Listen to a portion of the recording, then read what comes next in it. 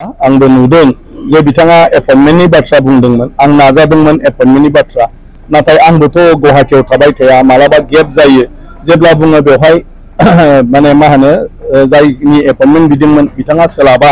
बिनि उनाव आरो थानाय जायो बेबायदिनो गेजेराव गोबां गुबुन गुबुन डेभेलपमेन्ट जायो माने बेफोरबायदिनि गेजेरजों माने बे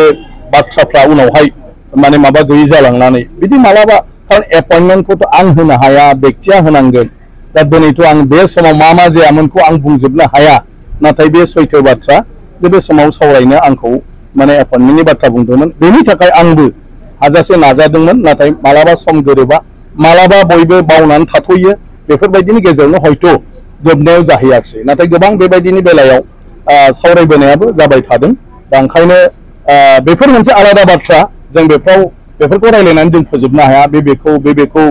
दाय होलायोबा माने सोबहानो माबा नङा माबा मोनसे जिउआवथ' गोरोन्थि थायो माबा मोनसे थायो ओंखायनो आं बेखौ जेबो लायाखै बे जायो आंखौ खावलायदोंमोन गुबुन गुबुन समावबो आं बेबायदिनो हानायखौ मावबोदों हायैखौ आं उफाय गैया मानि थाखाय हिमन्त बिश्व शर्माया सापस माने बै समाव जेब्ला बिदोंमोन हादिया बिनि उनाव रायखांलायनाया हयथ' थाबाय जोंबो गुबुन गुबुन खामानियाव बेस्थ' जाबाय नाथाय बिनि उनावबो जयै बर' साहित्य सभा दुलाराय बर' फरायसा आफाद गासै राजखान्थिनि हान्जानि सोद्रोमाफ्राबो ज' नाजादों मावबोदों बेफोरबो गासिबो सैथोजोब नाथाय आं बेखौनो बुंदों जे दिनै कर्टआ बेलेग सरकारा बेलेग बिनि उनाव नोंनि मा होनो बायदिसिना आफादफ्रा बेलेग सोरनिबा बुंनायजों सोरबाया हाबाखौ मावजोबलायनो हाया नाथाय दा जुथायै जुदि सावरायलायनानै माबाफोर लामा सोरबा रोंगौथि गोनां आयेन कानुननि सायाव बेफोरनि साजेसन लानानै बेफोरनि माबाजों जुदि माबाफोर बेबायदि राहा दङब्ला आं सानो निश्चय बे राहानि गेजेरजों आवगायलाङोब्ला जों हास्थायनाय बायदियै फिथाइखौ थायहोनो हागोन आरो आं सानो बे बेलायाव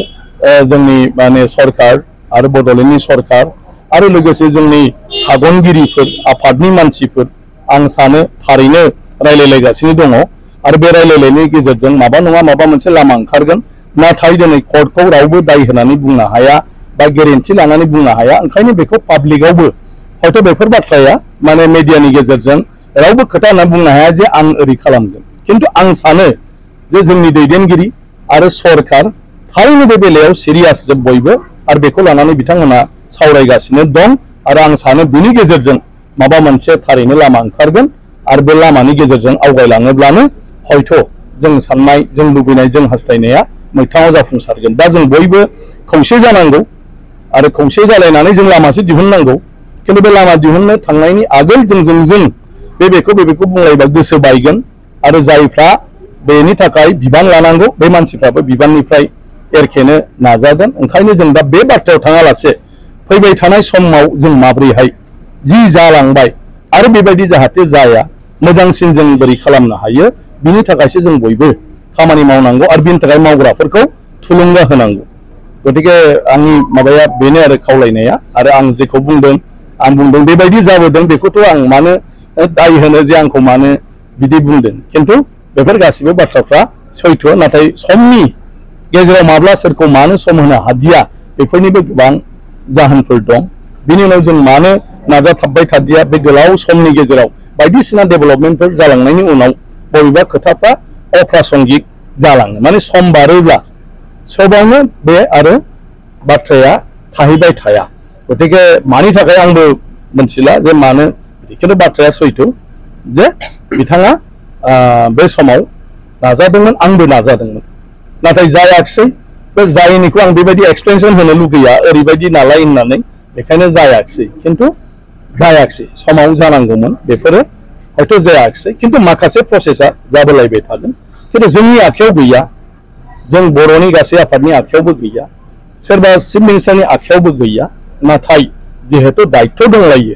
बेखौ बोरैहाय माबा मोनसे लामा दिहुननो हायो आयेनगिरिफोरजों सावरायनानै मा लामा दं बेखौ नायनानै बे लामाखौ